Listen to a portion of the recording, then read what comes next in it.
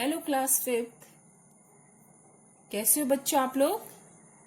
मुझे आशा है आप अपने घरों में स्वस्थ व सुरक्षित होंगे।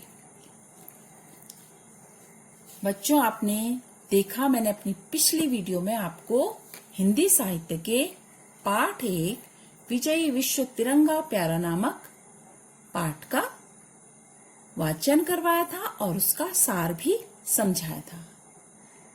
मुझे आशा है आप लोग अच्छे से इस पाठ को समझे होंगे और बहुत अच्छे से आपने इस पाठ के प्रश्न उत्तर भी किए हैं। आगे भी आप इसी तरीके से अपने कार्य को सुंदर लेख में सफाई पूर्वक करेंगे।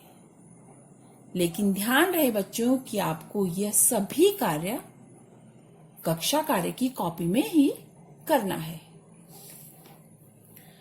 तो बच्चों, आगे के मैं जो प्रश्न आपको दूं उससे पहले मैं एक बार इस पूरे पाठ का आपको सार समझा रही हूं। आप लोग ध्यान से इस पाठ के सार को समझेंगे। यह जो कविता है हमारी पाठ्य पुस्तक सृष्टि हिंदी पाठमाला में संकलित है। इस गीत ने स्वाधीनता की लड़ाई में मशाल का काम किया है। मातृभूमि के लिए बलिदान देने निकले वीर इस गीत को गाते थे। इस गीत में भारत की प्राचीन परंपरा की महानता और सुंदरता का वर्णन है। यह कविता हमारे तिरंगे का स्तुतिगान है। हमारा तिरंगा हमें बहुत प्यारा है। यह हमारी विजय का प्रतीक है। यह देशवासियों में शक्ति का संचार करता है। यह प्रेम रूपी अमृत की वर्षा करता है। वीर इसे देखकर प्रसन्न होते हैं। वह मातृभूमि का तन और मन दोनों है। हमारा तिरंगा हमेशा इसी तरीके से ऊंचा लहराता रहे। देश की स्वतंत्रता के युद्ध में इसे देखकर देशवासियों का जोश जो है प्रतिपल बढ़ता रहता है। शत्रु इसे देखकर कांपते हैं। इसे देखकर डर और परेशानी सभी दूर भाग जाते हैं। हमारा तिरंगा ऊंचा लहराता रहे। इस झंडे की छाया में हम सब देशवासी स्थिर, निर्भय और आजाद जीवन बिताते हैं। हमें भारत माता की जय जयकार करनी चाहिए तथा स्वतंत्रता ही हमारा एकमात्र लक्ष्य होना चाहिए। हमारा तिरंगा ऊंचा लहराता रहे। कभी कहते हैं कि हे वीरों, तुम सब मिलकर देश और धर्म पर अपना बलिदान देने के लिए आगे बढ़ो। सब मिलकर देश की जय जयकार करो। हमारा तिरंगा सदा ऊंचा लहराता रहे। कभी ये भी कहते हैं कि इस झंडे की शान में कभी कोई कमी नहीं आने पाए। हमें अपनी जान देकर भी इसकी रक्षा करनी चाहिए। हमारा प्रण तभी पूरा होगा जब हमारा तिरंगा पूरे विश्व को जीत लेगा। यह सदा ऊंचा लहराता रहे।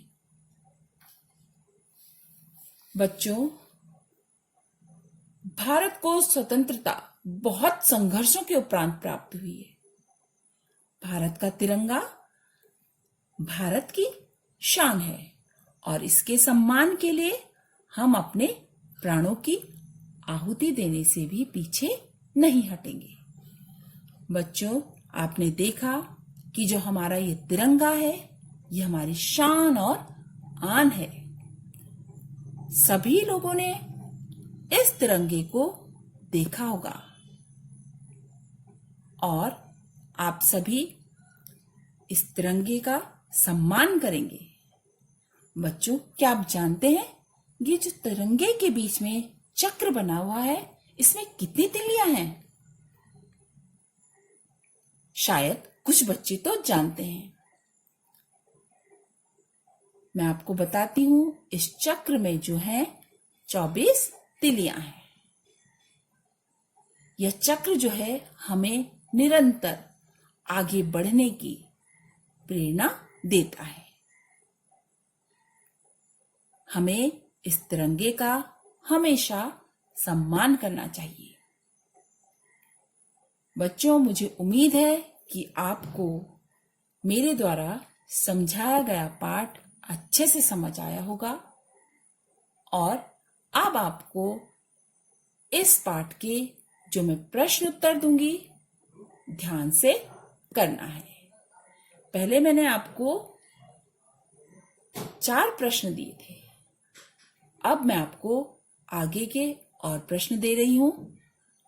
एक बार फिर से मैं आपको याद दिला दूं कि जो ये प्रश्न उत्तर आप करेंगे ये सिर्फ और सिर्फ कक्षा कार्य की कॉपी में ही करेंगे।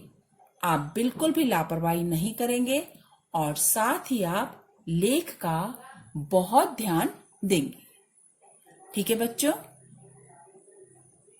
आप लोग अच्छे से अपना काम करें और साथ ही इस कविता को याद भी करेंगे। अवश्य ही आप मेरी बातों को ध्यान से सुन रहे होंगे और समझ भी रहे होंगे। ठीक है बच्चों? ओके, धन्यवाद बच्चों।